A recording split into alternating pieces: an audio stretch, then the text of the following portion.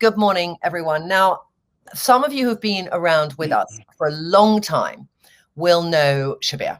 And Shabir has founded with Jill Victoria Health, which is my favorite online destination for all things to do with health, beauty as well. But I love you, Shabir, for that feeling. How can I make the most of my body by what I put on it or in it? Shabir and I have talked about many subjects, and there's some very good subjects, and we'll do general questioning at the end, Shabir. I know our focus today is about great skin from inside. Correct. But Shabir and I have spoken about the menopause in a lot of detail. And when I talk about all of your brilliant products, the Magnolia Rhodiola, the Sage Complex, the Cherry Night Powder, these are fantastic things that Shabir sells on the website, and we have no financial remuneration at all. I just love people who do stuff. Shabir ships to Australia. That you ship to Australia as well. I'm sure you ship to many of these ladies. But so we've done menopause. We've done spots, and internal and things from time out to clear skin, and we've done COVID. When we all went into COVID, Shabir, I think that was unbelievably helpful for people of just what are the basic supplements I need to have, and I have done that discipline. Even though I got COVID, but I've done that discipline, and it's kept me focused and well. And I did have 10 days out where it wasn't great, but still the vitamin D, all of those things. No, I think it's important, as we always maintain, these supplements are not necessarily aimed at, are not going to necessarily prevent COVID, but what they will hopefully do is support your body through it if you do get COVID. But today is not a COVID chat. No, today is all about skin. And obviously, I think skin, the health of our skin, the appearance of our skin kind of tells us what's happening inside our body. But what we're going to look at is skin supplements that help your skin, but also help your body too in many other ways. Okay, so Shabir, where do you want to start in terms of what we need to think about? Like, can we diagnose, Shabir? Can we look at our face and our skin? And what can we diagnose ourselves about the internal state of our body, around how our appearance is? We know that, for example, compromised skin conditions are often associated with poor liver function, or a flourishing of bacteria in the small intestine, which is not where they're supposed to be. You're supposed to have a very small amount of probiotic beneficial bacteria in your small intestine. The majority of the work carried out by these probiotics is actually in the large intestine of the colon. So and how does that manifest? Does that manifest in tummy cramps or in just not like feeling lethargic? People who don't do a supplement like that. Yeah. I mean, that can manifest in bloating and all the various issues with digestion, from reflux, from bad breath. So many things can be associated with poor digestion. So we can do this to a certain extent. But I think the most important thing that we should be thinking of is, well, what is skin actually made up of? If we can see what skin is made up of, then we can try and attack or try and tackle any issues that we may have. So, we need to look at the basics of skin. So skin actually is composed of 70% water, 25% protein, of which collagen is the biggest percentage, of which collagen is a big percentage, and 2% lipids. The other 3% is really about, now lipids are oils, so the oils are there to moisturize. And the other 3% are basically hormones, and we'll come to that later on. There's a good question, Shabir, just to keep in the back of our mind. Yeah. When we're talking about things that show, do dark circles represent something happening on the inside? Well, dark circles are invariably associated with the increase in an enzyme called tyrosinase, which may occur as a result of inflammation. Remember, we talked about very briefly, I think we've already decided that we're going to touch on inflammation as a whole topic and go through it, because it's such a big topic, because it's responsible for aging of the skin, it's responsible for aging of the glands, it's responsible for so many things. And it inhibits so many processes that it's a topic in its own right. But generally speaking, inflammation in the body, whether it's due to an acidic diet or whatever the causal factor, often causes tyrosinase extra production of this pigment formation, which then deposits onto the skin cells. Okay. So I think what we're going to do, team, because there's so many lovely questions, Shabir. So Amanda, are you there? Amanda's not there. Let me just get Amanda, because she's there. Amanda, I can't. Yeah, that's great. Amanda, if you could write down some of the questions, because we can see all the questions going through, Shabir, but they go like, what does cinnamon do? What about puffy eyes? Talk about crepey skin, please. We will get through these questions, but I think what I'd love to do now is just go through a few really good essential things for all of us. And then between each thing we're going to discuss, Shabir, I think it's great to answer some questions. Sure, okay, sure. So let's do that. I think, as I said, I think we should concentrate on what skin is all about and how can we, for example, the first thing is obviously it's 70% water. So how do we hydrate our skin? Now, we know that we can, hydrate to a certain degree by drinking water on a daily basis, etc. But actually, as I reach for my coffee, whatever, 2.5 liters a day, it's not. I mean, it's amazing how many people don't hydrate properly, or effectively. But for some people, Shabir, they find it a chore to drink water. My partner hates the taste of water. He finds it very difficult. And, when he wasn't well, it was really trying to find him alternative things that he could take. Would he like coconut water? Would he take orange juice? But it's like, if you're not a brilliant water drinker, Shabir, what else can you do? Well, I mean, you get so many things these days that you can, you can add those sugar-free things like flavorings and things like that. Yeah. That you might just want to mix half and half, or sort of a juice that you like with some extra water that just gives it the edge. So there are so many things you can do. But essentially, drink water if you can. Yeah, essentially, the nutrient that works to hydrate our skin is, we know, hyaluronic acid. So our skin contains 15 grams. Our bodies contain 15 grams of hyaluronic acid, and it holds 1,000 times its weight in water. But taking, have you got a supplement here for hyaluronic acid? I have. VH2 make. I really want to challenge you on this. Okay, go on. I want to challenge you on this because I love a challenge with you, Shabir, because it shouldn't just be, oh, you tell us and hello, and isn't that nice? It's like, okay. I was told once by 2 or 3 doctors that collagen pills and hyaluronic pills, they can't get in enough to get to your skin. They can go in and they can help with joints, and one must not disregard the importance also of moist joints. Okay. For creating, I really know I need it, but really traveling all the way out here. So, what is that going to do? Is that going to? Okay. So let's start off with hyaluronic acid, what it is. Hyaluronic acid is actually a very jellified substance in nature. So it forms part of our cartilage. It forms part of the eyes. The jellified substance in the eyes that give the eyeballs the structure is all composed mostly of hyaluronic acid and water. Yeah. Now, so this jellified structure is ill absorbed by the body. So people are right. Many people are right that it's not absorbed efficiently by the body. But the supplement we're talking about is not actually hyaluronic acid. It's a biotechnological product that is made up of what we call sodium hyaluronate. So sodium hyaluronate, which is moisturized. You see sodium hyaluronate at the back of a lot of skincare products. Yeah. So what it is, it's a smaller particle size. It's a smaller particle size. The particle size is measured in Daltons, what they say Daltons, and this one has a small Dalton size in order for it to be assimilated effectively. We're not saying 100% of the supplement is going to be absorbed effectively, but at least if you can get 50% out of it, your body's going to need it. Because remember, there are no natural sources as such of hyaluronic acid. No. Think about it. There are, the only true natural source of hyaluronic acid is actually bone broth, animal stuff. Which not all of us, especially. Not everyone wants to have bone broth. One little thing, can you take this if you're a vegetarian, vegan? It is a biotechnological product, so absolutely correct. All right. So in a nutshell, if I take hyaluronic acid, what's the benefit I will see on my skin? The idea is that you will definitely enhance your hydration quality in your skin. So your skin cells will be plumped and they will look that much more, should we say, less prone to looking at fine lines and things, less appearance of fine lines and wrinkles. Great. All right. So I'm just going to say at this juncture, Shabir, we will write down all these supplements. Amanda's going to make a list. And I think, Amanda, do you have the list already?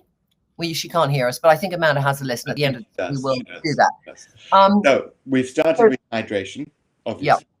And I think the next thing we need to look at is perhaps moisturizing, because remember, people use these terms interchangeably, and yet they are two separate terms.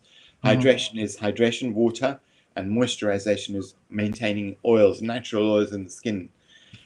So in between our skin cells, we have what we call a barrier. It's called the skin barrier function, and it's full of oils. It's full of tiny little ceramides and essential fatty acids, which maintain the suppleness, because obviously oils maintain suppleness, and they keep skin moisturized. But of course, we're prone to breaking that barrier.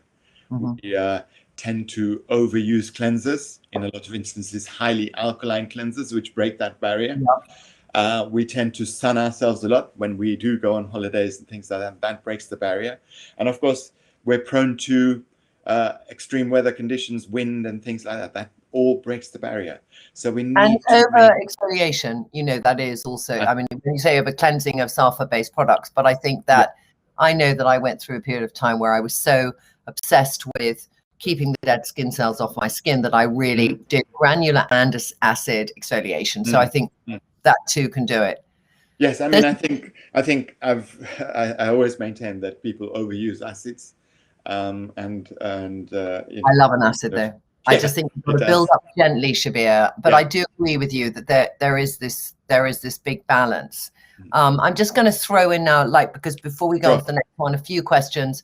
I have awful cystic acne, but I don't want to keep taking antibiotics. Are there any supplements that would help? Sarah is asking. Yes, absolutely. So we do have a supplement that we were going to talk about later on, and we will talk about it later on if you get time, and it's called Clear Skin Complex. And we have actually mentioned it before on your show. The reason is Clear Skin Complex contains zinc to help heal inflammation, because, again, inflammation due to hormonal imbalances that may cause the production of acne internally that is covered by the skin cells, so it stays within. So you may want to use a chemical exfoliant gently to open up remove those top layers. But in the meantime, supplement-wise, you've got to think about this Clear Skin Complex that contains burdock to cleanse and purify the bloodstream.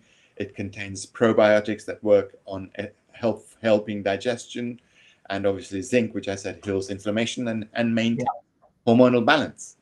Another one here, when you talk about hormonal balance, there's a question from Anna, and she's saying she had a hysterectomy and her ovaries removed at 36. She's now 50. She lost weight. She has a turkey neck, makes her feel tired. There is obviously, because she's postmenopausal, that real loss of all those lovely hormones that are going to keep her skin feeling plump. So will our next one help that? Or are there other things when you are also postmenopausal that are going to support, or should we go I mean, you've got in here Magnolia Rhodiola, so I feel that question's going to be answered. Should we go on to skin restoring ceramides? Because I think you're going down that path of that little thing in the barrier. So that lipid barrier is composed of, as I said, ceramides as essential fatty acids. So scientists found that in order to maintain that barrier, you can take skin restoring ceramides, which are derived from wheat. And wheat seems to have the most natural form of the ceramides that are present in skin. Now, this is not a product that's going to work immediately. Ceramides take as long as 90 days to get to the skin from inside. So you've got to think about, obviously, using your own moisturizer, etc. But if you suffer from exceedingly dry skin or flaky skin or eczema-prone skin, ceramides will definitely help. But there's also another supplement which is called omega-7. I think we've talked about this before as well. Yeah. Before you go on to that, I want to ask you something, because skin restoring ceramides and ceramides generally are a very highly topical skincare Correct. Subject now. Like Dr. Jacques will do skin restoring ceramides. People do ceramide lotion, ceramide creams. Correct. When you think about, one is inputting that moisture, but this one is actually restoring the function of how those ceramides behave. Do you think both of them, or do you think in a weird way this would do it better, but you have to be more patient? I think this will do it effectively, because in studies it's been shown that at the 90-day period, most of the people who had inflammatory skin concerns like eczema and things like that, remember eczema is associated with dry skin, and inflammation. So most of those people found that the relief was tremendous because you restored, you tackled your dry skin and you restored your eczema, so to speak. What So about it is a question of patience. Sorry? Or with people with rosacea, or would you say it's far more just a dry skin condition? I think it's than an more inflammation associated with dry skin and a lack of light. With I All think right. rosacea, we have other factors that come into play as well. And we'll talk about that again when we come back to clear skin complex and how that could help as well. I think I'm certainly a lover of topical ceramides as well as from internal use as well. But as I said, because the skin barrier is made up of ceramides and essential fatty acids, there is an option to take the omega-7 alongside the ceramides to restore, to help quicken the restoration of this lipid level. Okay. Now, psoriasis has a better relationship with very dry skin and eczema than with rosacea. So psoriasis, would it help people with psoriasis a little bit? It will help, but remember, psoriasis is an autoimmune concern. Yeah. So something in the gut or the bloodstream is triggering your tissues to attack themselves because it's causing inflammation. So we've got to think about other things, but certainly from the point of view of dry skin, and we can help to alleviate that, the dry fish scale type skin, that will be of benefit for sure. Okay. I just want to also say at this point that everything I'm picking up is a different brand, just so you know. You can buy everything from Victoria Health, but you can buy them from anywhere. So we started off with Hyaluronic Acid, which is VH, which is one of Victoria Health's own label brands. And Shabir, I've got to just say, I love your formulations. I think you know how to formulate so beautifully. And I know how much research you do going around the world finding them.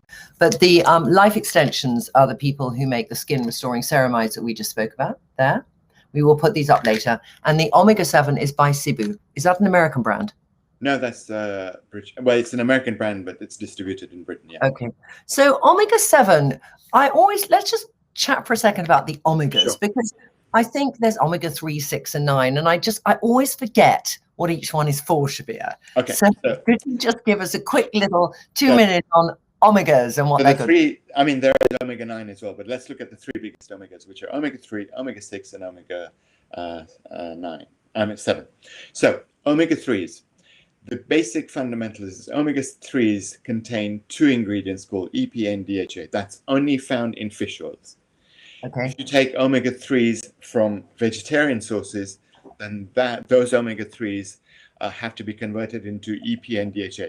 These EPA, so EPA, which is one component of omega-3, works to calm inflammation down.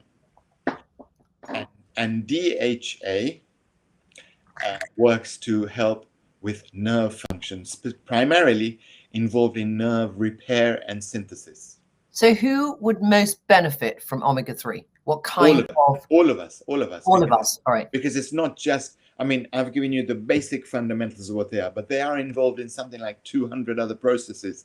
So they're involved in the manufacture of hormones, they're involved in colon cleansing, they're involved in transporting oil-soluble vitamins in and out of cells. So they're involved in quite a few processes. They're used for medium-term energy production. So, if you have an oily fish, for example, you'll get some energy, but you won't get an instant hit of energy. You will just get a sustenance of energy.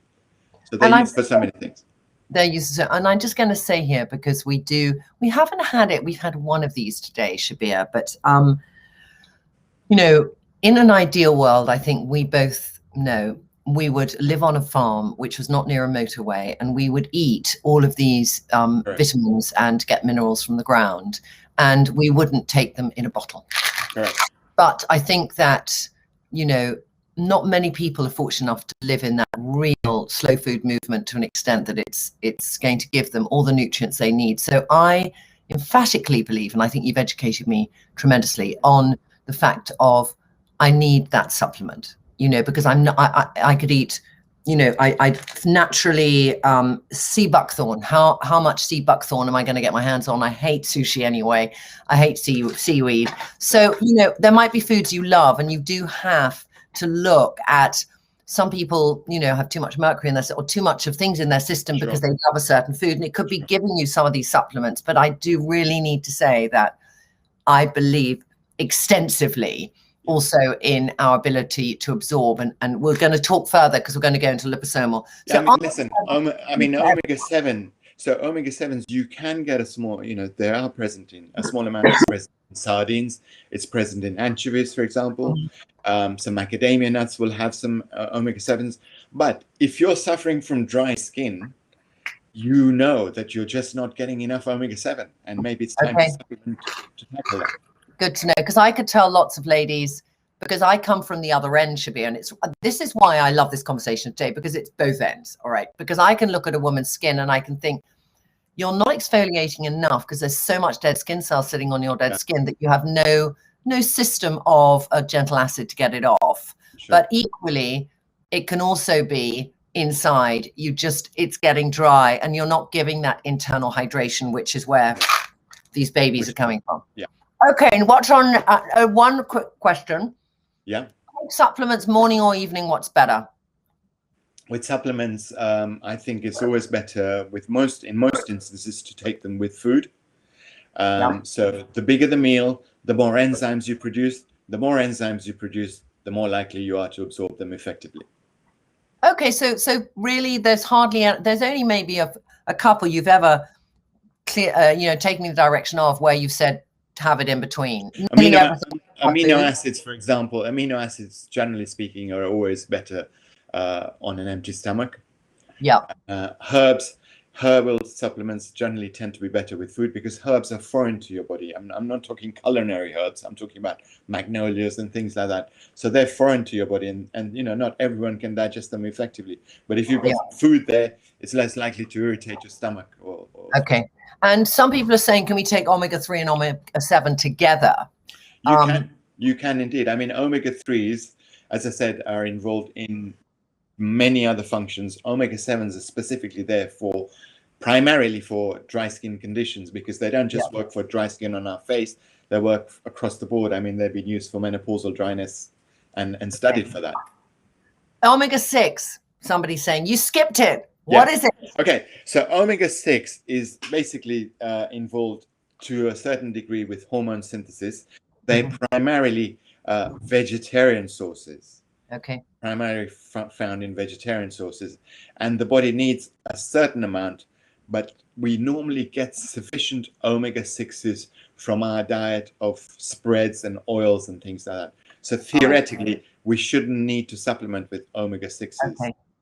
But again, these omegas, if I had to generalize, I hate to generalize around an area, but it's like they are the hydration. They're oiling the machines. They're oiling the machine. They're maintaining your lipids. As I said, they're moving in and out. But think of them as oils for your body. Oils for the body. All right, fine. That's great. And somebody wants to say, can you talk about K2 and D3 deficiency? Okay. Totally different subject, but a very quick answer for them. So a very quick thing is vitamin D. Up to a decade ago, we always thought we had enough vitamin D in our bodies, and the recommendation was only 400 international units. Scientists have, over the past decade, found that actually vitamin D is involved in almost every single function in the body, and the recommendations are between 2,000 and 3,000 units per day as a minimum, and increasingly we're finding that about 70% of the population is actually deficient in vitamin D because of that reason, because it's involved in so many functions. Vitamin K2. Well, vitamin K2 works obviously to strengthen bones. Its primary use has always been for strengthening bones, because what it does is it creates a protein within bone tissue that takes the calcium and deposits it onto the bone tissue. Yeah. Vitamin K2 is also great for the heart. It has a thinning capacity, so it's making sure it's protecting your heart. Those are the two things about vitamin K2, and unfortunately, the deficiencies we've found at the moment are pretty high in the adult population of vitamin K2. Yeah. I mean, there's a lady, I'm just going to do very quick ones here. But so a lady, Ella, has said that she had been taking vitamin D and she then got kidney function issues. And I think maybe she had perhaps been taking too much. So I think the most important thing I would say, Shabir, is, you know, doctors are overwhelmed right now, but getting your vitamin D levels checked, which is a simple blood test, is very important. Majority of people living in a country where there isn't much sun probably will be under. And like you said, you know, there was a kind of survey done in England, are very low as a nation on vitamin D. If you live in a very sunny climate, it could be that you're naturally getting it. The absorption of vitamin D is best done through your stomach, and best if you don't want to go in the sun. You know, I would say first thing in the morning without SPF, you know, let it get through. I don't know if you agree with me, but I heard that from holy. I mean, it's 15 minutes of exposure without any SPF. Exactly. We're trying to get through all the questions. The best way to take collagen, we've been talking about collagen, and we've been talking, have we got a collagen product coming up? We have. So what are we going to talk about next, Shabir? Because the next thing is we've talked about hydration. We've talked about moisturizing the skin. So the next thing is we tackle the collagen bit, which is the protein bit, because remember, 25% of our body skin is composed of protein. And what is it? What is that protein composed of? Primarily collagen. So what does collagen actually do? I mean, collagen is found in skin, muscles, all over the body. But for skin, it's helping to restore or maintain firmness. Sorry, not maintain firmness. Bounce. I would say bounce. Yeah, correct. That feeling you feel when you go like this with a baby. Yeah. If you have just joined us, I'm with the delightful Shabir from Victoria Health, who to me is the most renowned expert on supplements that we can take to assist in giving ourselves a overall 360 healthier disposition. And today we're focusing on things you can take internally that really help your skin, and going through a few different skin conditions. But we have done many films together, so if you'd like to catch them, you can go on to trinlund.com, the blog, or you can go onto YouTube to my channel, and you can see menopause, sensitivity, spots, healthy living, many different things. What people talking about, itchy, flaky scalp. I think we've done hair as well, and there are about 8 fantastic films. So of all the questions you're asking, there is actually, I can't see one where we haven't covered that as a topic. And I love your take, Shabir, on things. So please do go and read those afterwards. Glutathione is in this pack. We're going to talk about it. Adult acne. Please watch our film spots. Shabir's take on menopausal acne is brilliant and really worth watching. So we're now going on to... We're going on to collagen, because obviously... in form of... there! Yeah. So we've got collagen. So we're going on to collagen because of the fact that, you know, I mean, our body produces collagen, obviously, from the proteins that we eat. But unfortunately, once we go past our 30s, the amount of collagen declines by 1% every year. I mean, I would say in our 20s it's declining. I mean, I think you're being generous, because I think I'm being generous only because, you know, stress, and there are many other factors that impact on collagen production. You know, excess sun and things like that, exposure to sun, too much exposure to sun. But I'm just saying that roughly from the age of 30, our collagen production declines by 1% a year. So what happens to collagen? It basically is, I'm just going to show it. It's smooth sheet. It's a smooth sheet. Okay, look at Shabir, because this is very good to see. Yeah. It's a smooth sheet, and you've got cells around there. So what happens is, as we produce less of it, it's getting closer, and gradually, due to sun exposure, due to age, due to free radicals, the collagen actually starts to what we call cross-link. And cross-linking of collagen starts, that is actually the formation of a fine line. Can I just say, I've never heard it so well put. Yeah. So can you that was good. Did you like that? Shabir, that was so well put. Plumpy, lovely baby skin, cross-link, wrinkle forms. Now, Shabir, I did hear from many doctors, this is where we were discussing the conversation earlier about, you know, you take a pill, it just cannot get through to the skin. Now, I want to ask you, now that everything is turning into liposomal, which means a liquid, more absorptive form, we can go into detail about what liposomal means, because I want every supplement to be liposomal. Personally, I don't like taking pills. But, you know, if you had here this, which you're going to talk to us through, and a kind of collagen pill, lots of people see them on the internet, you know, how much more effective will this be? Well, a liposome is basically something that carries an active ingredient. It's existed for over 2 decades. We were using it for medicines, but in this case, we're now using liposomes for delivering nutrients, for example. So what we do is we protect the nutrient that we want to deliver in this liposome so that it's protected from the stomach acid.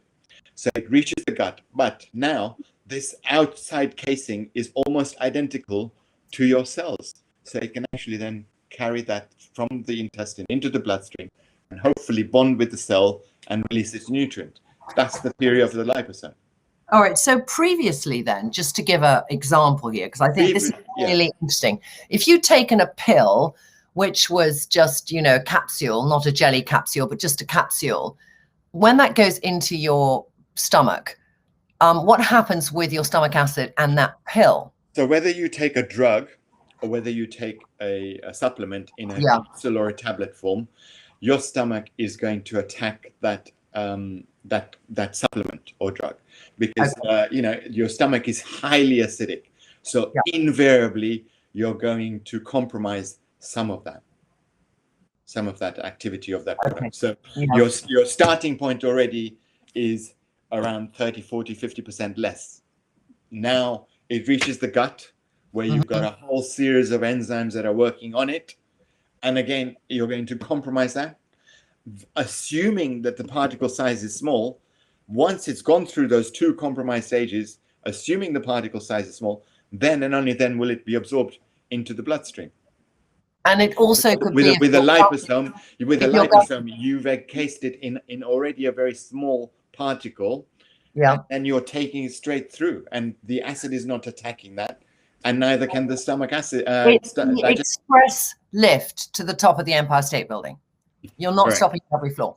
But I think what also is important is the health of your stomach, because if somebody has got very unhealthy gut, then that obviously that process of the original pill is going to be even more destroyed, because it won't have a chance. But will it? So let's say you have an unhealthy gut, you haven't dealt with that yet, but you take a liposomal, will it still just ignore your unhealthy gut? Yes, and just absolutely. It will absolutely ignore it, because a liposome is not interested in being digested. A liposome just wants to get to the gut so it can be absorbed into the bloodstream. Very clever. Yeah. Who invented the liposome? It was used in the medical industry over 2 decades ago. Yeah. To target tissues, actually. It was actually used to target specific medicines and specific organs. So as a result, you think that that can get to my dermis? Well, the idea is, so let's look at what collagen Zuki is actually. So this is called collagen Zuki. And what it is it's you know, there are two sources of collagen basically.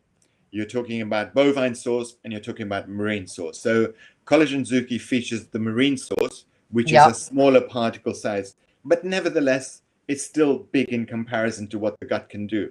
So what collagen Zuki, what the marine collagen do, is that what these people do is there is a process called hydrolyzation, which basically breaks that collagen down into its smaller components, so that we now have collagen components encased, smaller particles encased in a liposome, so we can deliver the small particles to our skin, which can then utilize to make more collagen. So we've broken the collagen down and we're giving skin the ability to manufacture collagen from these smaller particles. So pre-liposomal, I mean, could you, okay, let me ask you another question. What supplement, because when we started talking the liposomal journey, it started with sprays, all right? And then sprays, would you say the vitamin D spray is a liposomal form? No, it's not a liposome. It's simply a sublingual spray. A sublingual. So the difference between those two is one, all right, we won't go into that because we're not discussing that today, but just know, I think the easiest, clearest thing is, I mean, there are two. They're a very good way of taking certain supplements, but would you take all supplements this way? Because we got, you know. So sublingual roots, for example, wouldn't work for collagen. So sublingual root is a great root, but it wouldn't work for collagen, because collagen, even in its even when it's broken down, it's still a relatively large particle. So we're breaking it down into smaller particles, but it just simply won't absorb from our tissues inside our cheek into the bloodstream in sufficient amount. You'll just be swallowing it, most of it. So the best way to take a collagen molecule, for example, is in a liposome. And the easiest way of taking a vitamin D is in a sublingual form, but you can still take it in a liposome if you so desire. Okay, great. So it's knowing which nutrient work with which delivery system. And I just want to say the only time I interrupt Shabir is really when I'm seeing all these questions and I just want to also help. So I'm sorry if I'm stopping the flow a bit in that. Just to go back to a lady who asked, what about bone broth? I think we said for collagen, bone broth is brilliant, but if you're a vegetarian, then there are other things like this you can take, which are, is collagen vegan? No, I mean, what you have to do, this is marine collagen. So what you have to do is you have to consider options, so vegetarian options, I mean, things that will stimulate your own collagen production. So we know that fruits and vegetables, for example, contain naringenin, spelled Narigenin. Anyway, naringenin inhibits the breakdown of collagen, for example. So that's how you would maintain your collagen structure. Because in nature, as I said, collagen isn't available really in any food in any meaningful quantity, apart from bone broth. So going back to the beginning of this conversation, which is, you know, the 3 components of skin, and this is all about what should you take to have really good skin? All right, we are being a vanity matrix here, which is why, you know, spots, rosacea, everything we have done lots of other films on. But we're talking about the fact that 70% is water-based and 25% protein. 25% is collagen, marine collagen based, and the rest is lipids. Ceramide lipids. So these supplements, in a way, we're using all to support those mechanisms. And obviously, with the first one, drink water. Can we go on now to? You've got a few other things here. I have, because what I was going to say next is yes, we've maintained our skin now. We know we've hydrated, we've moisturized, we've given it the protein, collagen, etc. But how do we enhance cell renewal? Remember, we need to keep a youthful skin. We can enhance cell renewal because you need to renew your cells constantly. Now, you know, in serums, we tend to use retinoids or retinol to enhance cell turnover, to reveal fresher, smoother skin. Internally, we've got to think about magnesium and the enzyme CoQ10, because we need that to enhance cell renewal, because every cell requires these 2 nutrients to enhance energy. It is cell energy that enhances cell renewal. So in a nutshell, because I have never, and we've discussed CoQ10 a lot, I've never come away saying CoQ10 is boom. No, you've come away probably talking about heart and blood and things everything. So can you give me that elevator pitch on this? Because I hear so many things, and maybe it's a wonderful, does different things, supplements, but in the context of what you're saying, Shabir, explain it to me as if I'm a 5-year-old child, please. Okay, so every cell contains a little organ. Well, it's not an organ, it's called an organelle. It's a little piece, a round piece in the cell that provides energy for the cell. So it provides energy for the cell to ensure that the cell can eventually replicate. And then that replication, after several replications, that cell will ultimately die. You know, every cell has a finite lifespan. So in order to ensure replication, where is it going to get its energy from? It gets its energy from 2 things, coenzyme Q10 and magnesium. Okay. That's all. So in order for the cell to replicate, we need to maintain coenzyme Q10 levels. Unfortunately, we're fine. We've got plenty of Q10 up to the age of 30. But once we pass our 30s, that level of production of Q10 declines because everything else declines. It is. The collagen's going. Yeah. Q10's going. Yeah. All right. So magnesium is also the other one to take. Magnesium citrate or magnesium neuromagnesium? There are several forms of magnesium, as we know. Citrate is always, obviously, it's a magnesium bonded with citric acid. And being an acid, citrate is always good for cleansing with a smaller amount going into absorption. Neuromag is a magnesium bonded to a very specific form of vitamin C called L-threonic acid. And that has very high absorption, but 0 cleansing properties. So the type of magnesium you use depends on what you want the magnesium for. So basically, Shabir's too polite to say this. If you have poo issues, I do take magnesium citrate at night. I take 2 of them. And in the day, I take neuromagnesium because I feel there's an element of brain food in there. Is that correct? Absolutely. Magnesium is required by every single cell, including those of the brain. And in the brain, they're involved in obviously maintaining energy levels so you can concentrate, focus, and carry out all your functions that you need to. Yeah. Now there is that question here, Shabir. Yeah. Because we've got another 2 to go through, but I just want to say this now. Sure. Supplements are not cheap. No. And you've got to have, like, if you kind of have your sense of, all right, I'm on a budget, what are the most important ones I should take? All right, I'm going to ask you that question. And can we combine as well? But can you take too many? Because I take a lot. You know, I've gone through phases where I feel I'm rattling. Sure. And daily, I probably do take 8 supplements, 10 supplements. Tell me your thoughts on that. I think everyone is an individual, and they have to really renew and review what really is of concern to them overall.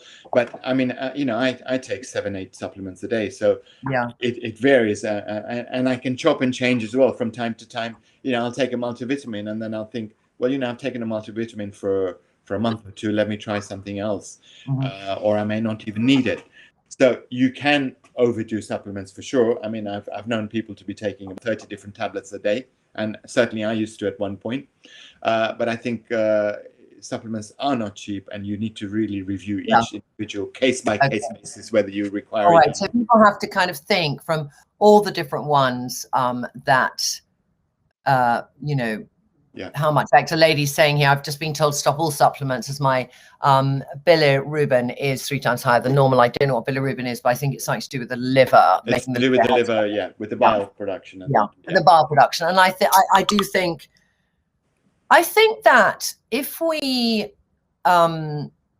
really can get in tune and listen to our bodies, we sort of know when things are working or not, or when we're taking too much something. And I think that that's up to people personally to think about that.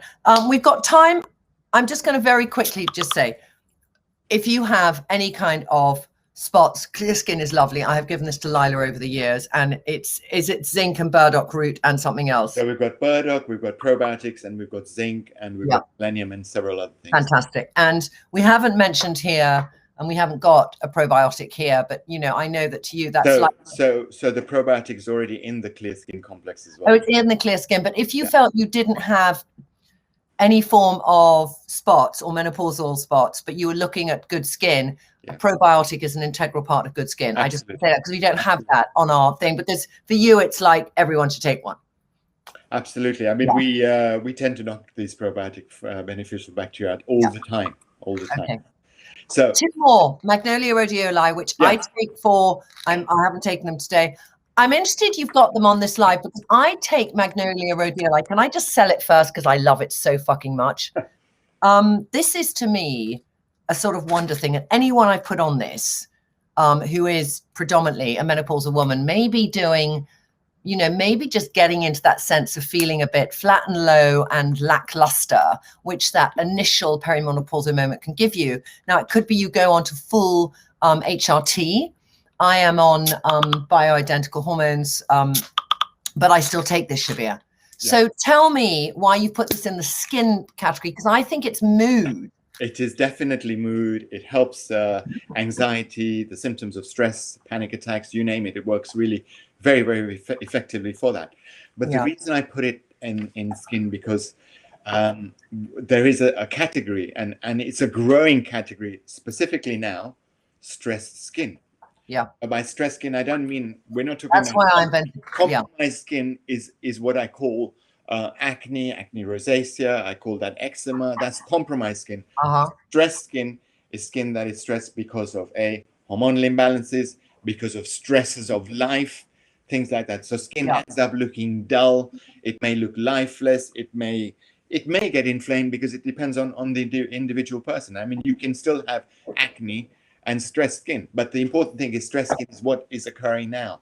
You know, people are under a lot of stress at the moment for obvious reasons, and I'm not going to highlight that.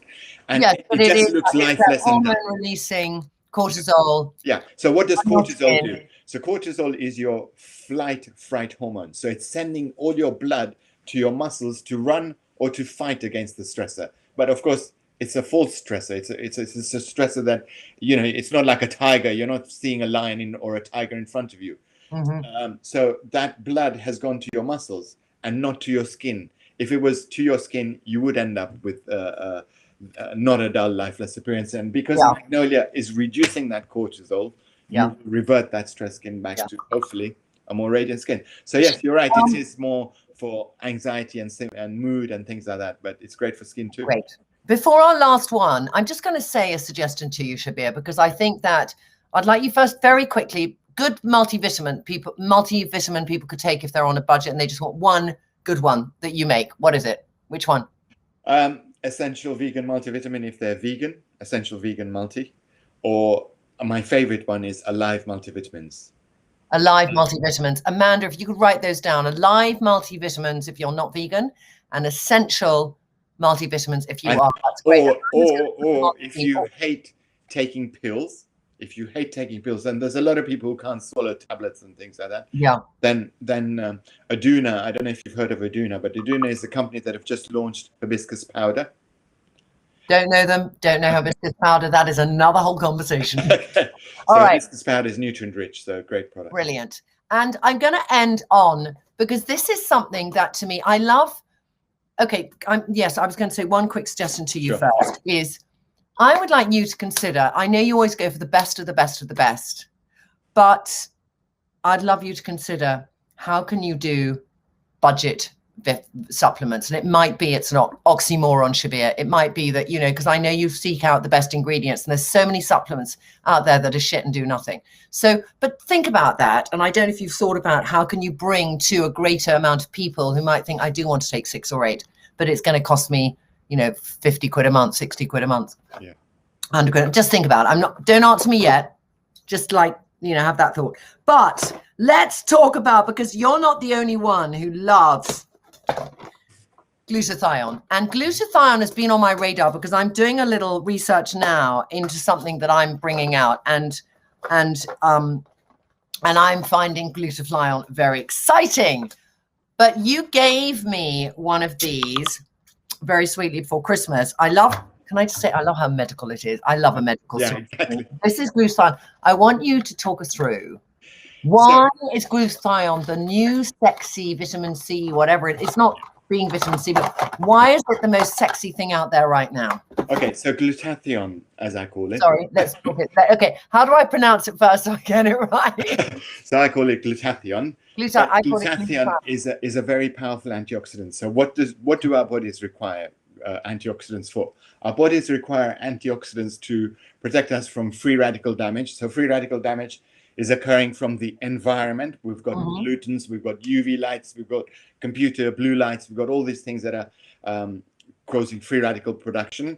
Yeah. And then, of course, every time we eat food, we produce our own free radicals, which are damaging our body. That's the aging process. Yeah. It's called an internal aggression, so to speak. And so glutathione is the master antioxidant. Master. Whether you've got vitamin C, vitamin E, much more than anything else. Your body uses glutathione. Every single organism, living organism, including bacteria, has glutathione to neutralize free radicals. So it is the master antioxidant. But of course, it has numerous other benefits to the body. It's doing the whole body protection. So it's a potent detoxifier. It's bonding to heavy metals and removing them. It's working to strengthen our immune system by priming our white blood cells. And from the skin point of view, and I think that's probably where you're thinking of it. Well, we are doing skin here. Okay, Shabir. So from the skin point of view. It inhibits the enzyme tyrosinase, which we talked about before, which is the enzyme responsible for causing age spots and causing hyperpigmentation problems. So the use of glutathione actually helps to kind of freshen and brighten skin when used topically, and from within preventing, obviously, age spots and hyperpigmentation problems. So that's where it comes in. Glutathione. I mean, glutathione is obtained from, vegetables like sprouts and broccoli and things like that. Very quickly, Holly says, I've been taking one that combines two things. Now her question's gone. Glutathione and another one, and I can't see it. I'm sorry. It probably is reduced glutathione. Yeah, maybe. It sounds like two different things. There's two different glutathiones. Which one would you recommend? Because I think there's two people keep talking about on the chat. Yeah, there's reduced glutathione, and that reduced glutathione is a process that takes place within the body itself.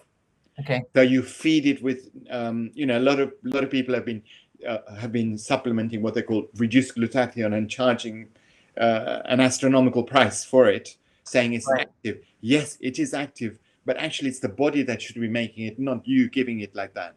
The body, you give it the glutathione, let it encase it in a liposome, and let the body convert it into reduced glutathione and utilize it for whatever it requires it. Okay.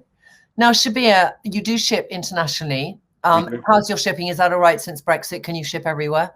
We do. You do. That's great. And also, can you have a private conversation with Shabir? Shabir's company, Victoria Health, are very good at answering. So if you email, is it info@Victoria Health? I think it's just simply customer care at Victoria Health. Customer care at Victoria Health, and you'll find that on our website anyway. Yeah, I have to say that anyone who has had, order things, I think you have a phenomenal customer care service, but also I know quite a few of those detailed emails do get to you directly when it's kind of something medical, because somebody said here, and unfortunately, I'm really sorry, it's gone in the comments, can I take it with? And they gave me the name of a drug they're on. And I think if they email us, it's invariably, if it's a medical thing, a medical concern or anything to do with dosages and things like that, I invariably have to answer them anyway. Yeah, somebody says you don't ship to South Africa. We ship to most countries, but South Africa is a problem at the moment. It is. It's a problem for us too, Shabir. But soon we will be shipping to that country as well. Yeah, I think you and I are the same. Are these supplements okay to take with cholesterol tablets? Yes, they don't enhance cholesterol. They don't enhance cholesterol synthesis. So perfectly fine. Yeah, and Jane Goodall saying, great customer service. Sam says, customer care at Victoria Health is very good. And Heather's saying, VH has hands down the best customer care. I think we have quite good customer care too at Trinny London, but can I just say, Shabir, it's such a joy to talk to you. I always walk away, glutathione, you see? Glutathione. I always walk away learning so much. And I think that, it's like, there's lessons I never wanted to learn in biology, but when you talk about science, I want to listen.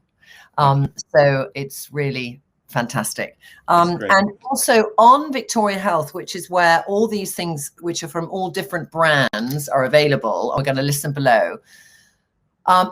Can she take it with levothyroxine? Yes, none of them have any impact on thyroid production. Fantastic. I just want to say that these are things we do about skin, but I do think you have a really good mixed range price-wise. So I would look there. And I know just how well researched. Like when I go into a Holland & Barrett or into a independent, we might all have our independent supplement shop, and there might be somebody there that we've chatted to for years. There's one on the King's Road. There's a man obsessed about supplements. He's very good.